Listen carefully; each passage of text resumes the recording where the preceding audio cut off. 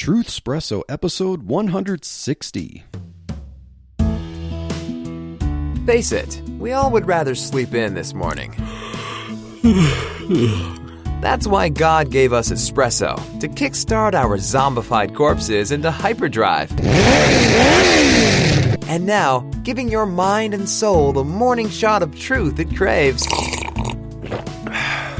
This is Truth Espresso with Daniel Minnick.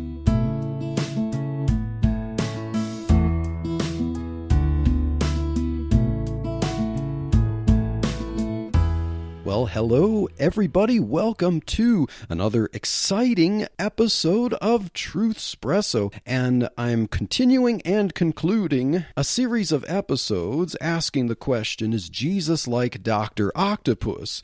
And that question is part of a series of questions asking, is Jesus like a superhero, or in this case, a supervillain, to illustrate errors in church history? These questions are addressing how was Jesus super or divine, and how was he human, and how do the two relate to each other? So how is the Orthodox position about Jesus Christ, that he's one singular person of the Son with two full and distinct natures united in that person, particularly the divine nature and a human nature, and that without any compromise with the natures, he is fully expressed in one person so as to be the one mediator between God and man, being fully God and man himself.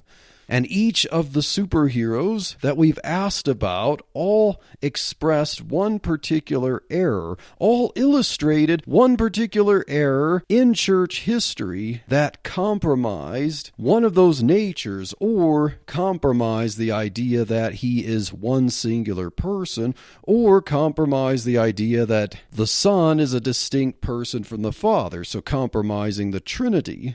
And if you're just tuning in and you haven't listened to other parts of this question or other of the episodes, I would highly recommend you listen to them so you get a fuller picture of church history and what we're talking about here. We did an exhaustive walk through history in the 7th century, dealing with the question of monothelitism. Now, what is monothelitism? It's the idea that Jesus had only one will. And if you haven't listened to the previous episodes, perhaps that question wouldn't strike you as odd, because all of us have one will, right? But then for Jesus to be fully God, fully man, the question is, well, then what about his will? And we talked about how the Orthodox position is that Jesus has two natural wills, the will of the human nature and the will of the divine nature.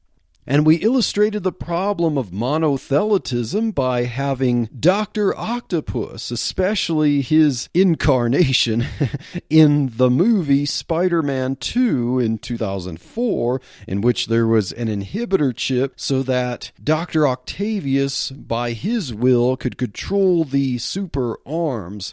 But then when the accident happened, the inhibitor chip was destroyed, and then only the one will of the arms controlled the full creature of Dr. Octopus. Now he's a human with the divine nature, the arm harness, and only the will of the divine nature, the arms, was active. His human will was dormant or suppressed. And in some cases of monothelitism and some explanations of it during this controversy in the 7th century, that's what they described. First, it was the idea that Jesus only had one will, a personal will, and that the will was the component of personhood, but then that posed problems with the harmony of the will of the persons of the Trinity, and basically that argument for monothelitism got shot down, recognizing that the will, as far as potential actions, comes from the nature.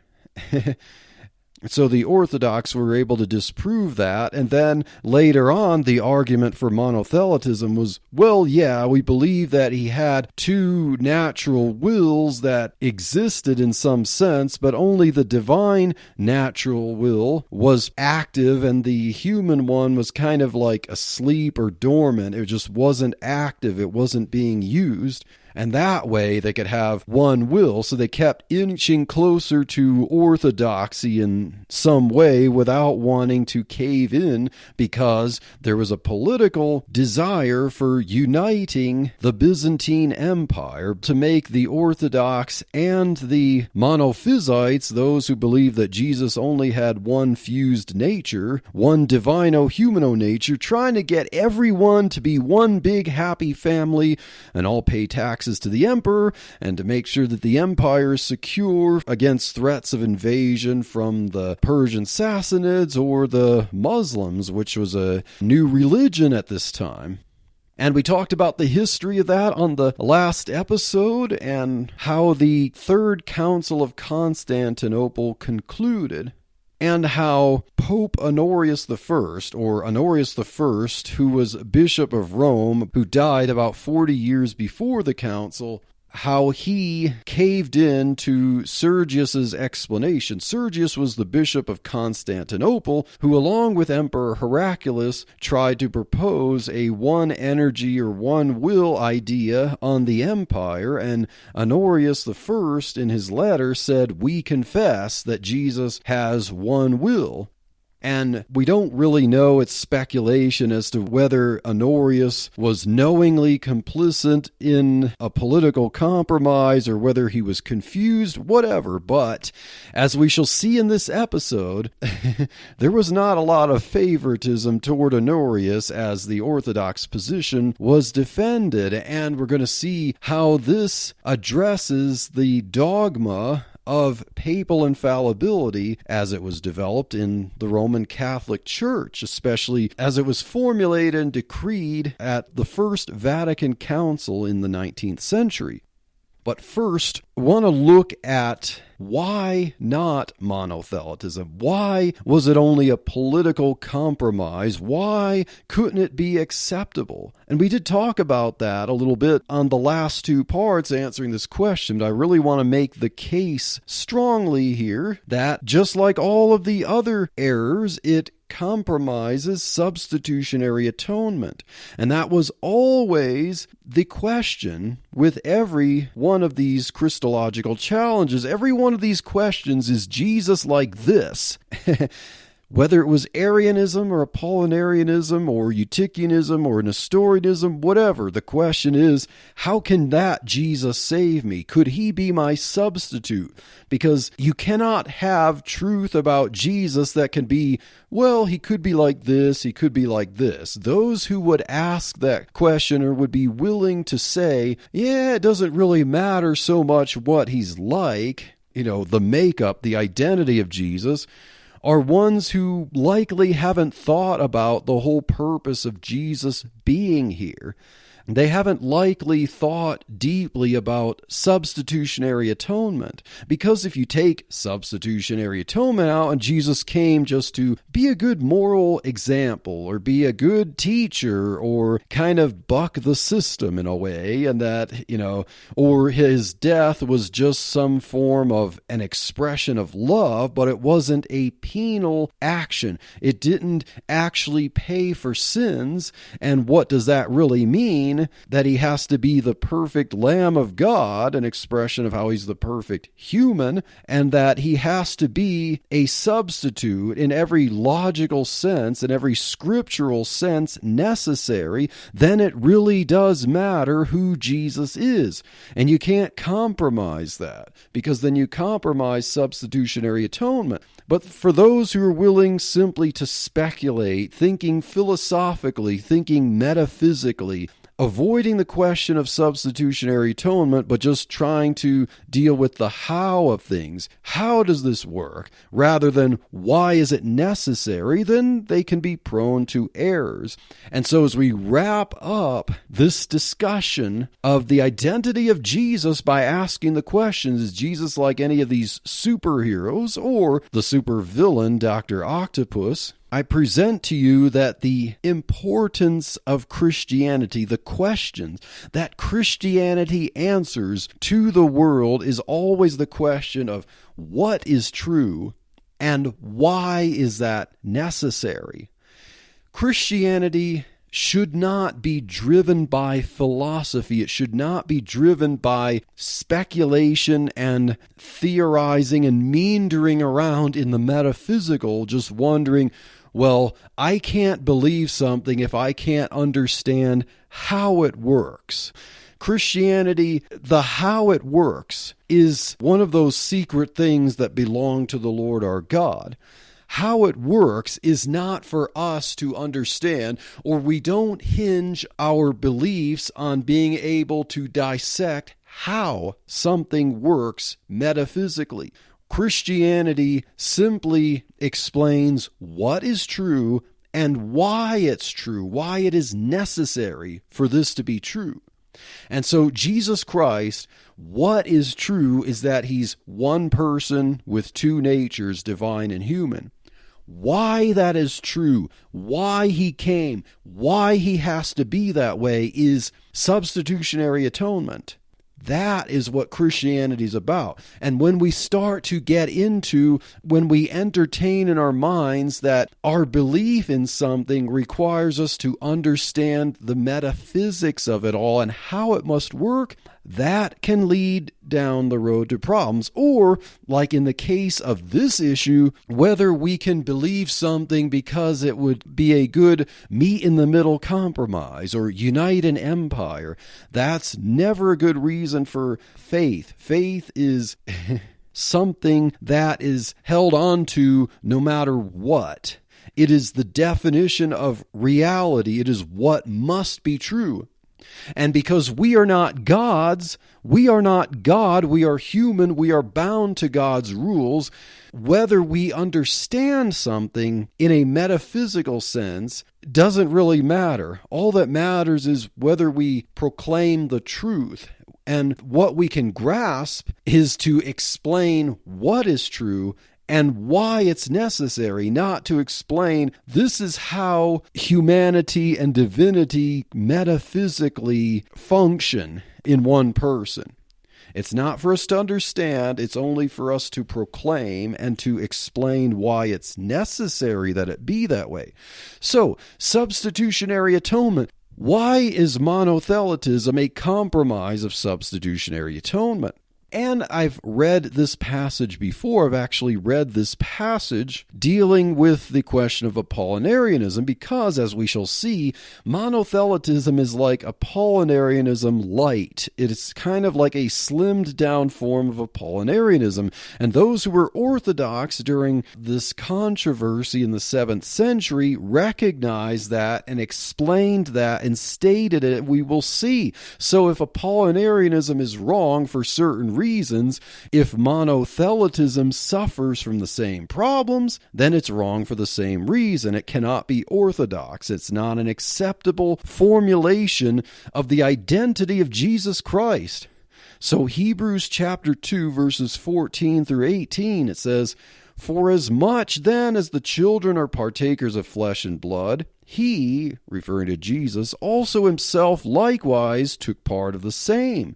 So Jesus was just as much human as we are, that through death he might destroy him that had the power of death, that is the devil, and deliver them who through fear of death were all their lifetime subject to bondage. For verily, he took not on him the nature of angels, but he took on him the seed of Abraham.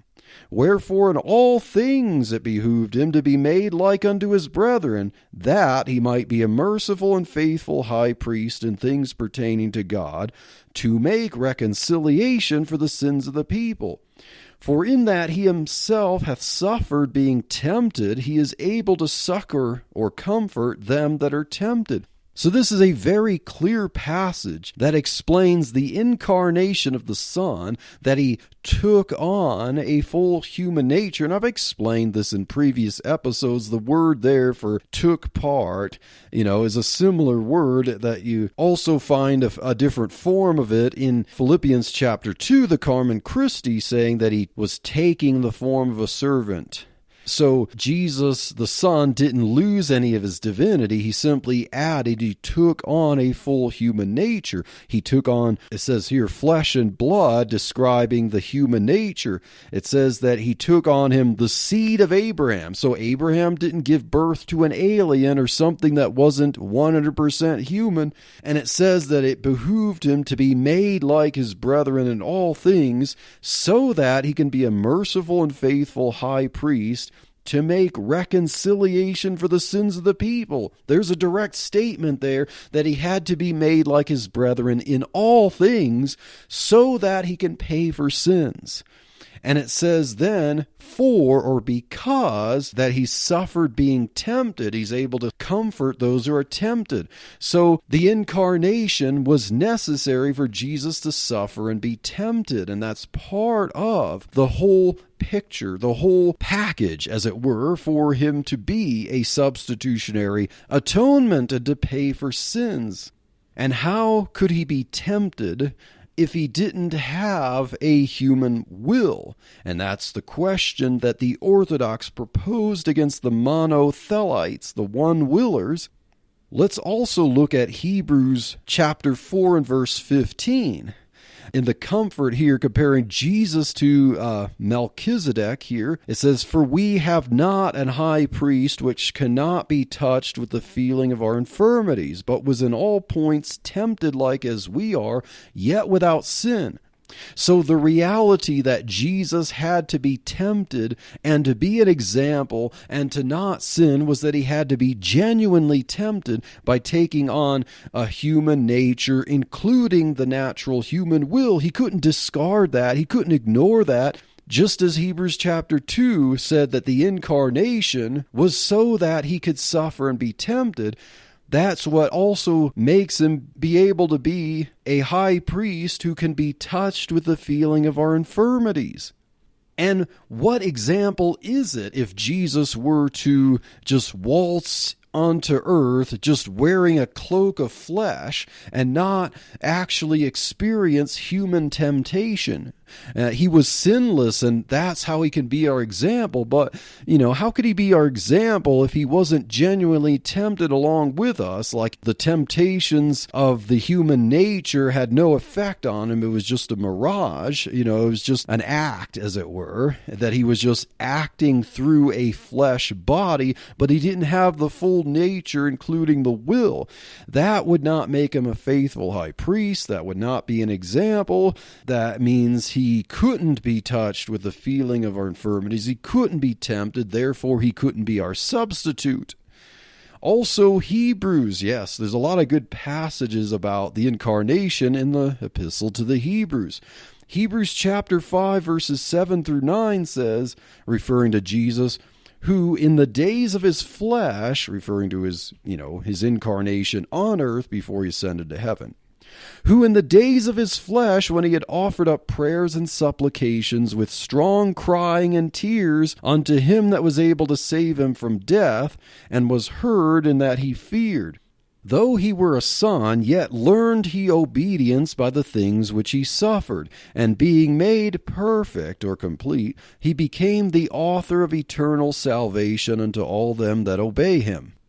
So, we clearly have the statement here that Jesus, in the days of his flesh, his incarnation before he was resurrected and glorified here, he offered up prayers and supplication with strong crying and tears unto him, unto God. So, this is an expression of the human will, and it expresses sorrow, crying, tears, fear.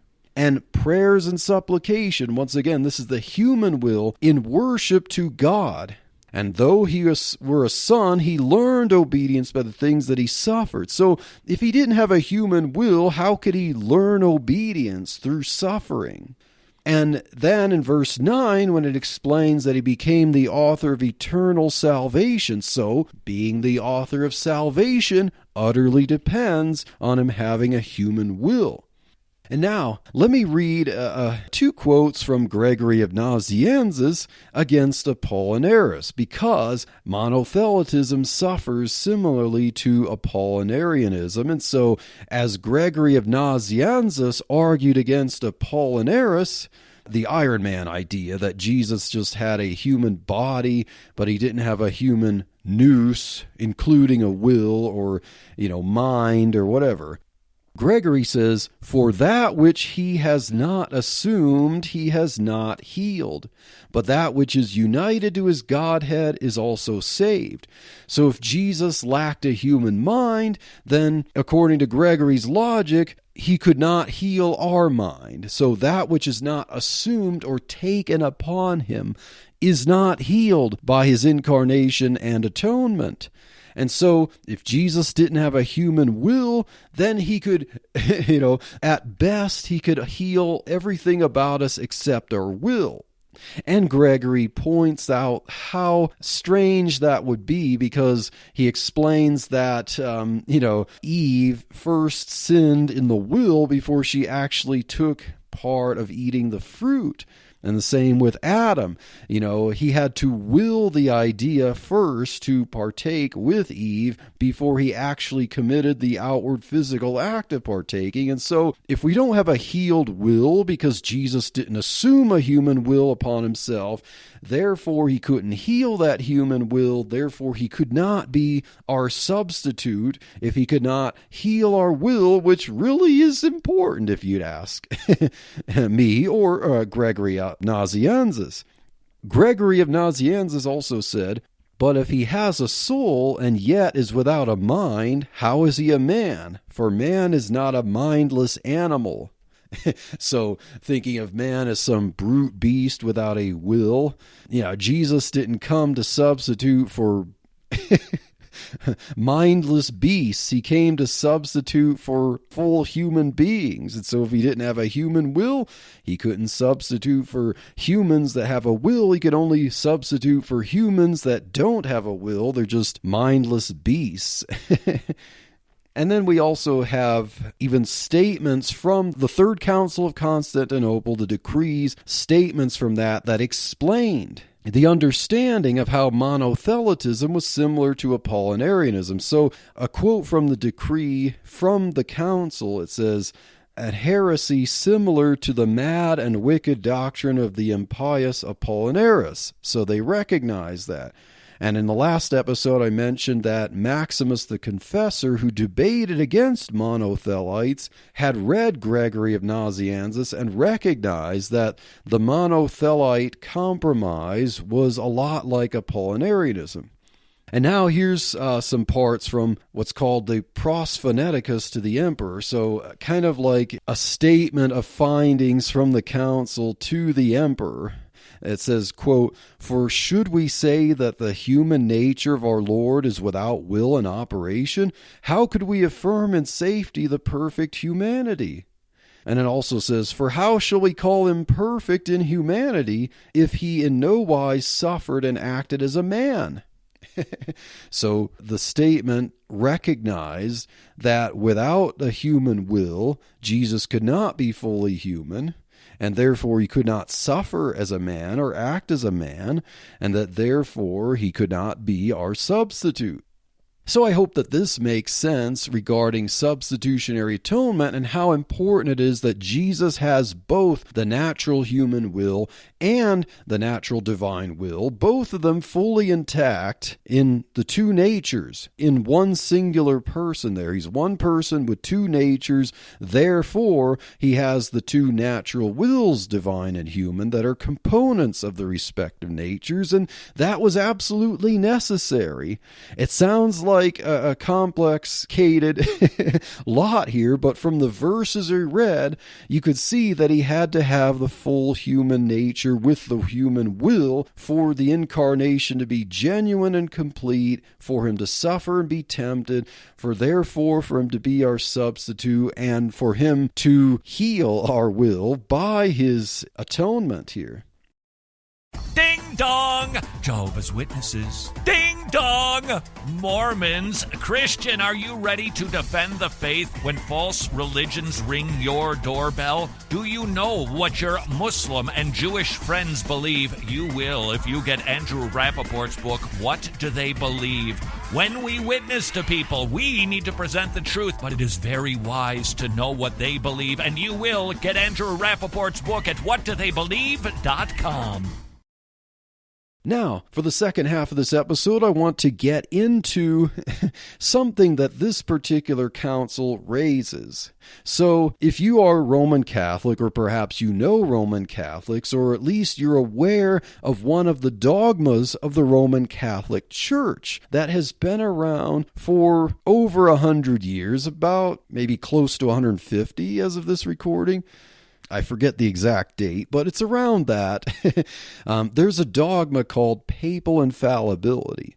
And I would say that a lot of Protestants don't understand what is claimed in papal infallibility. Papal infallibility claims that anyone who holds the office of Pope of the Roman Church cannot ultimately die a heretic who has harmed the church.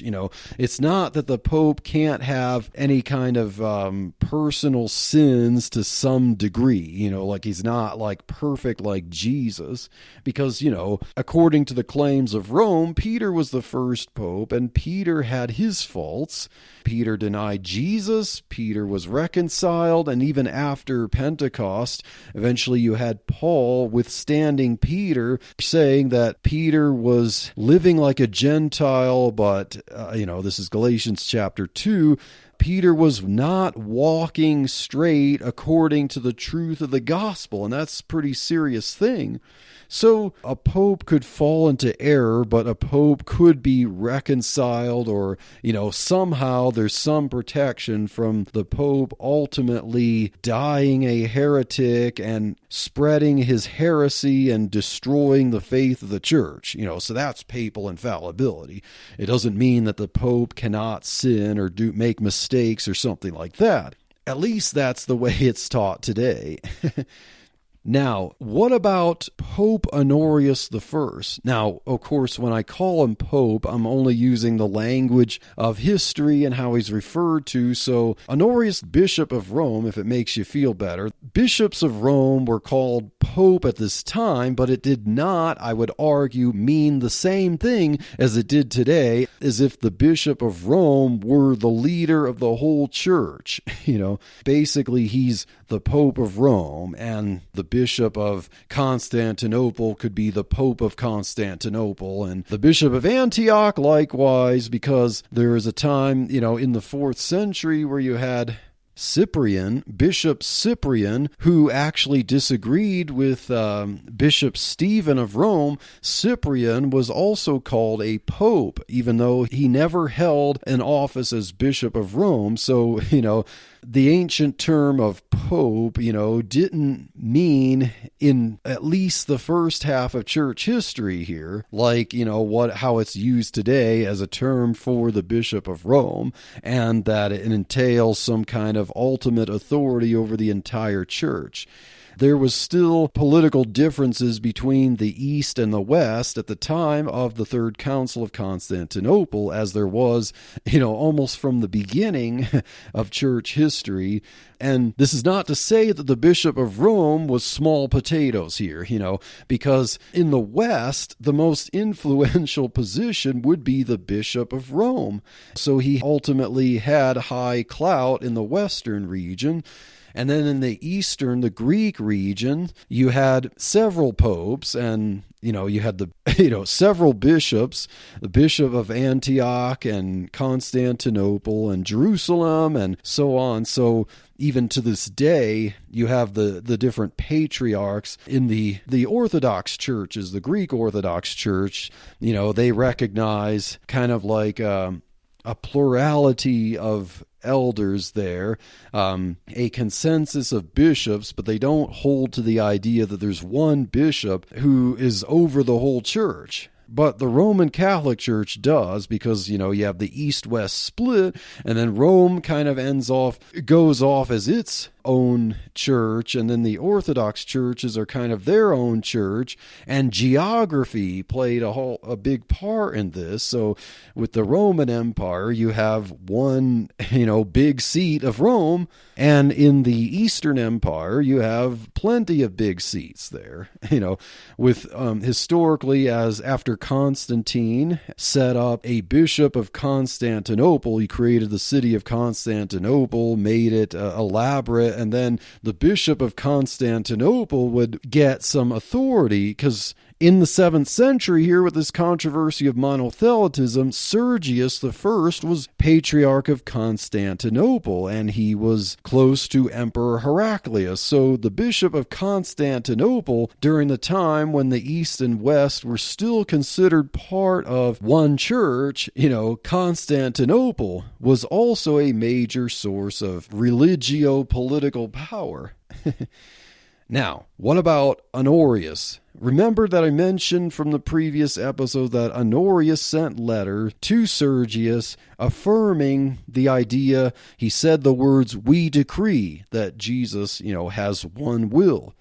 And so the council, 40 years after Honorius' death, at some point recognized, as the monothelite position was waning and being refuted, and the tide was turning in favor of the Orthodox position, Honorius was then being recognized as not so orthodox here.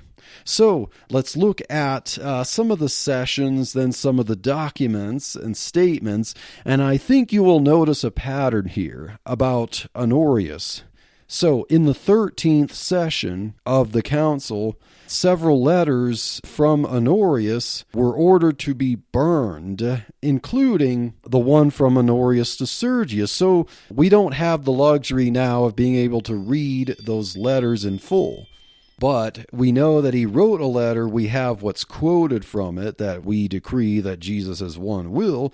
But the practice of burning things was to burn heresies. Also, a statement, what was said at the 13th session, it says, quote, "And in addition to these, we decide that Honorius also, who was Pope of Elder Rome, be with them cast out of the holy church of God, and be anathematized with them, because we have found by his letter to Sergius that he followed his opinion in all things, and confirmed his wicked dogmas," unquote. So you have this statement against the Bishop of Rome. Well, posthumously, Honorius was not alive at this time, so you have a posthumous or post-death declaration that Honorius is anathematized. Now, I hope you don't get upset by the wording Pope of Elder Rome, because other people were called Pope, okay? This was not the same as how we refer to Pope Francis today.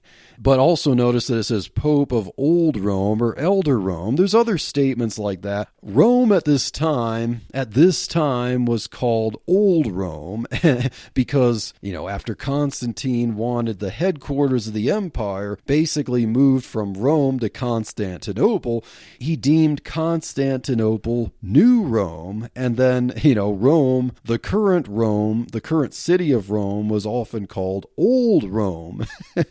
It's kind of interesting, the imperial politics there, but even the decree, the statements referring to Honorius, it'll refer to him as Pope of Old Rome, and things will still at this time refer to Constantinople as New Rome. Much to the chagrin of, the Roman Catholics, I would say. So that was the 13th session of the Third Council of Constantinople that we talked about last episode. Now, in the 16th session, the bishops exclaimed, quote, "To Sergius the heretic, anathema. To Cyrus the heretic, anathema. To Honorius the heretic, anathema." And, as you've seen from other controversies in prior councils, if someone declared someone a heretic and anathema, you assume that if they didn't hold to the truth of the gospel, and if they died confessing that, then they're separated from the church. They're not among the saints. They're not among those who would be considered saved. And to say to Honorius the heretic, anathema, of one who died, and they're basically proclaiming that he never repented, they're stating, just like with Sergius and Cyrus here, that he died as a heretic. So at this time, on the sixth ecumenical council, the third council of Constantinople, dealing with the question of monothelitism, it doesn't seem like anyone here believed in the dogma of papal infallibility that would be formulated in the 1800s. Then you have, here's from the letter from the council to Agatha. So Agatha was the bishop of Rome at this time during the council. Eventually he died, and then Leo II succeeded him. But the letter from the council to Agatha, and Agatha was kind of sickly at this time, it says, quote, "And we slew them with the anathema, as lapsed concerning the faith, and as sinners in the morning outside the camp of the tabernacle of God."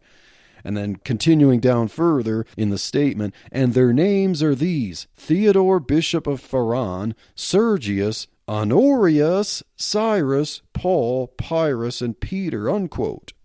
So, a letter from the council to the current bishop of Rome at this time, who was near his deathbed, it says that they slew these people with the anathema, and it says that they lapsed concerning the faith. They are outside the tabernacle of God. Honorius's name is listed in the letter here from the council, an ecumenical council, claiming that Honorius is among names of people who are slain with the anathema.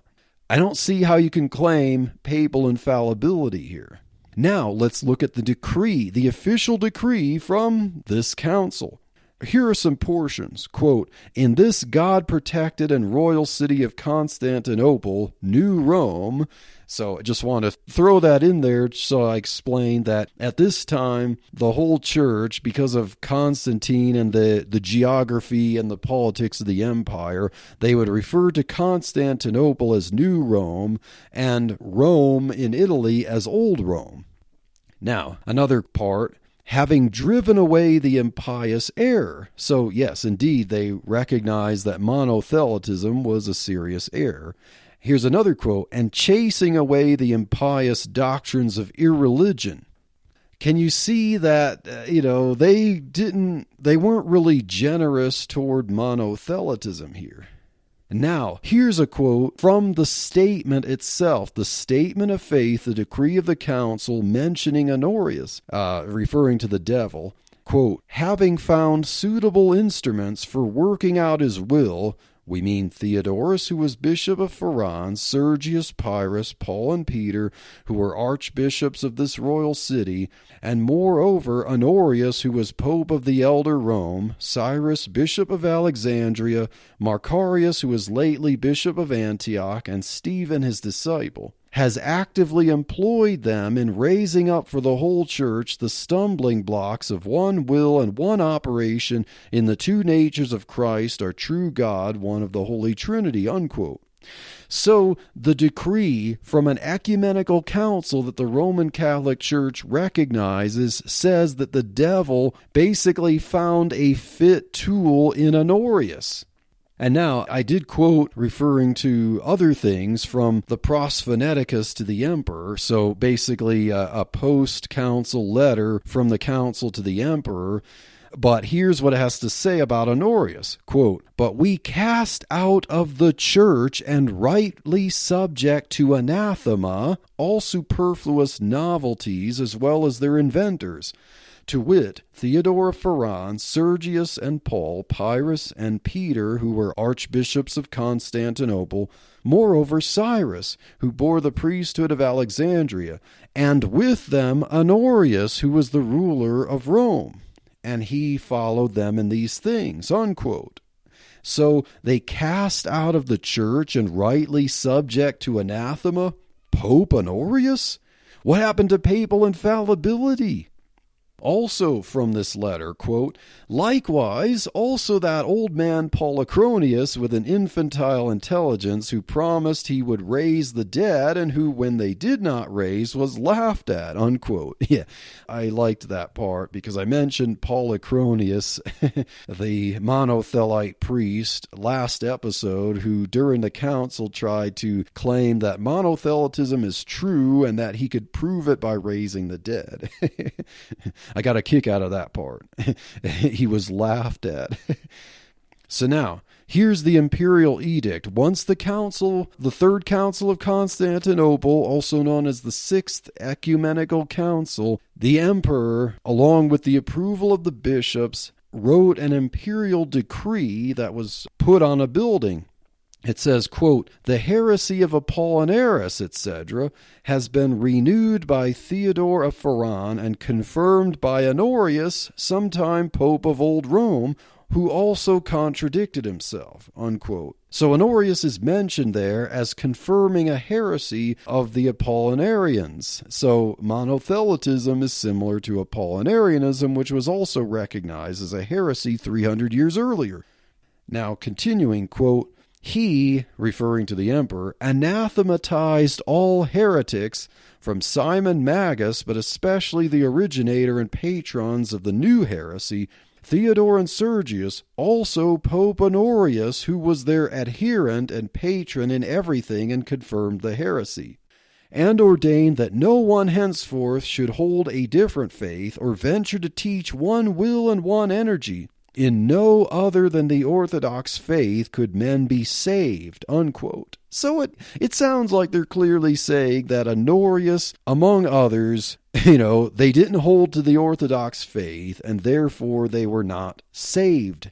Yeah, that's a Pope of Rome.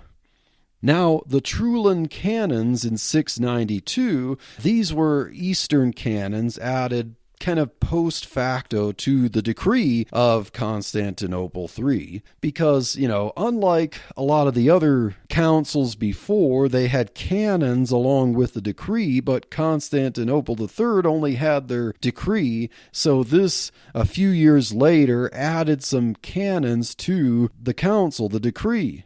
And from the Trullan canons in 692, which was less than 10 years after the council, the canon said, quote, "This council taught that we should openly profess our faith that in the incarnation of Jesus Christ, our true God, there are two natural wills, or volitions, and two natural operations, and condemned by a just sentence those who adulterated the true doctrine, and taught the people that in the one Lord Jesus Christ there is but one will and one operation, to wit, Theodore of Ferran, Cyrus of Alexandria, Honorius of Rome, Sergius, Pyrrhus, Paul, and Peter, who were bishops of this God-preserved city, Macarius, who was bishop of Antioch, Stephen, who was his disciple, and the insane Polychronius, depriving them henceforth from the communion of the body of Christ our God," unquote. So the canons, the Trullan canons, which were added to Constantinople, said that Honorius of Rome, among these other names listed, are condemned by a just sentence, and they're deprived from the communion of the body of Christ our God. So that seems like a strong statement saying that Honorius is not saved. He was a heretic. And then, let's mention that every bishop of Rome from the 8th to the 11th century initiated his office by taking an oath. And a part of this oath says that it, quote, "smites with eternal anathema the originators of the new heresy, Sergius, etc., together with Honorius, because he assisted the base assertion of the heretics," unquote. So every bishop, in taking the oath to assume his office for several centuries, the 8th to the 11th century, took an oath condemning Honorius. So that does seem to run afoul of the idea, the dogma of the modern Roman Catholic Church of papal infallibility, because as you could see, as you just heard, there were lots and lots of statements in full agreement, in ecumenical agreement by the whole church here, both east and west, that Honorius was a heretic, and he's listed along with other names, condemned with anathema. So if you're going to anathematize Arius, who promoted the kind of Jehovah's Witness type teaching of Jesus, it's the same language used of Honorius, Pope of Old Rome. So how have some modern Roman Catholics dealt with this? And they don't all agree. Modern Catholic apologists don't quite all agree with how to handle Honorius. They're going to teach papal infallibility, but how they actually fit the puzzle piece of Honorius into this puzzle, and I would say puzzling puzzle, of papal infallibility is different. So here's one line of defense. Given all that we've seen that clearly smites Honorius with anathema, we have Pope Leo II. He was the successor to Agatha, who was kind of on his deathbed during the Council of Constantinople here. And Leo II, being his successor, wrote a letter to the Spanish bishops. He says, quote, "With Honorius, who did not, as become the apostolic authority, extinguish the flame of heretical teaching in its first beginning, but fostered it by his negligence," unquote. So, trying to be a little lenient on Honorius, this quote is to say, well, what matters is what the Pope of Rome says, and the Pope of Rome writing a letter to bishops, because we claim that, the Pope of Rome, the Bishop of Rome, is the bishop over the whole church, and his opinion is really what settles the matter as to how we interpret the language of councils and creeds and stuff. And so Honorius's problem is that he did not extinguish the flame of heretical teaching in its first beginning. So Honorius can't be a heretic proper because he did not fight for this heresy and succeed in getting it to destroy the church. And so that's one way we can save Honorius. And another is, it says he fostered it by his negligence. And that became a big word for some Catholic apologists. So Patrick Madrid, if you've seen him, he's a Catholic apologist. He wrote a book called Pope Fiction, and he's one who takes this line that, Honorius was guilty of negligence, and he wasn't really a formal heretic like, say, Arius. But what about some other Catholics? We look at when this dogma of papal infallibility was being formulated in the late 19th century, the 1800s here. You have the famous Cardinal John Henry Newman, so a cardinal of the Roman Catholic Church. So John Henry Newman was a former Anglican scholar who converted from Anglicanism to the Roman Catholic Church, and he's one, if you see Catholics, they love to quote him saying, to go deep into history is to cease to be Protestant. So they love that. They're going to rub that in your face. But during this time, during his life, he saw the dogma of papal infallibility being formulated, and it was going to be discussed and dogmatized at the First Vatican Council. And he expressed his concerns because he was afraid that history, the truth of history, could be compromised by a dogma like this that might force people to look at history through the lens of anachronism.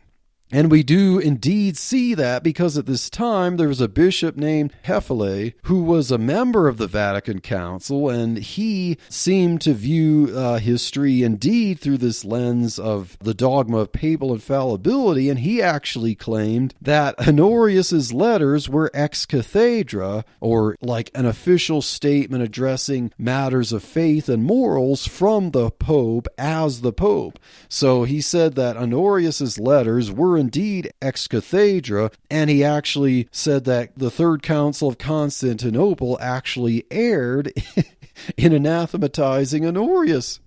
So we see someone that could be sympathetic to monothelitism because of the dogma of papal infallibility and saying, well, maybe, Honorius Because, when Protestants debate Catholics over Honorius and the fact that Honorius wrote letters, most Catholic apologists will claim that Honorius's letters were not ex cathedra, so he wasn't formally promoting a heresy as the Bishop of Rome, but yes, he wrote the letter as the Bishop of Rome to the Bishop of Constantinople. That was the whole purpose of Sergius writing to Honorius, wanting his consent to monothelitism, or at this time monoenergism, and Honorius wrote back a letter as the Bishop of Rome. That was the whole purpose of this correspondence, to say, we decree that Jesus has one will. And so, what's interesting here is that Bishop Hefele, as a member of the First Vatican Council, one of the ecumenical councils of the Roman Church, that dogmatized papal infallibility, actually agrees with some Protestants to argue that Honorius's letters were from the seat of the Pope, acting as the Pope, and therefore shows that Pope Honorius I was actually proclaiming dogma in some form by his letter as a statement from the office of the Pope. So, Catholic apologists, as I mentioned, Patrick Madrid, and I think, if I remember correctly, Tim Staples, argue that Honorius was guilty of negligence, not a mortal heresy. But another Roman Catholic apologist, Robert Sungenis, actually argues that Honorius was guilty of a soul-destroying heresy, but papal infallibility applies to him in a different way and actually protects him from anathema, that because of his office he could not successfully infect the church with it. And yes, we do indeed see that monothelitism died out, but Honorius was instrumental in making it, a bigger controversy than it was, because as the authority of the Bishop of Rome, he gave his credence to it. Yeah, so you have different defenses of papal infallibility in a way to rescue Honorius from the strength of the anathema that is clearly given in history over and over and over again, that a Pope of Rome is indeed condemned along with these other names, smitten with the anathema, cast out of the church. And so, I hope that this episode was a little help. I hope that we didn't get overwhelmed a little bit with information here, but the point being that monothelitism is wrong because it compromises substitutionary atonement. And that this same controversy, the same council clearly argues against the dogma of the Roman Catholic Church of papal infallibility regarding Honorius I, who was bishop or pope of Old Rome. And that Roman Catholic apologists will have different arguments to try to save Honorius by defending papal infallibility. So, papal infallibility being a novel doctrine within the last 150 years or so of church history, yeah, it does indeed force people who have to be loyal defenders of Rome to view history and the clear statements of history that contradict a dogma like this, a modern dogma. They have to be anachronistic. They have to view it through the lens of that modern dogma, and because they want to make that dogma was always a teaching of the church, but just got formally recognized as a dogma, and therefore what is clearly said in history cannot mean what it obviously means, because my papal infallibility. And so, on that note, this ends the series asking the question, is Jesus like a superhero? And yes, Jesus is not like any superhero. And really, no superhero or supervillain in this case can ever adequately represent the makeup or the identity of Jesus. Because if they could, then what I said before about the how of things, the metaphysics of things, that's not what Christianity's all about. We boldly proclaim that Jesus is one person of the Son with two full natures, divine and human. And without that truth, There is no means of salvation. There is no substitutionary atonement, which is absolutely essential to the gospel. And in that lies the bulwark of all reality, the foundation of all reality. There can be no reality apart from the truth of God in His Word, the truth of the identity of Jesus, and the gospel, with which there can be no gospel without the orthodox teaching of who Jesus is. So, as we end this, I hope that this helps in understanding the gospel and that you can be bold in teaching who Jesus truly is. And stay tuned for the next episode of Truth Espresso, and God bless.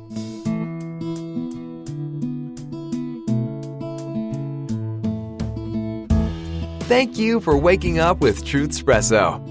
Good morning, and God bless your day. Hey friends, Daniel Minnick here again. If you liked waking up to this episode of Truth Espresso, I would really appreciate it if you would rate it on Apple Podcasts, Stitcher, or whatever application you use to listen to Truth Espresso.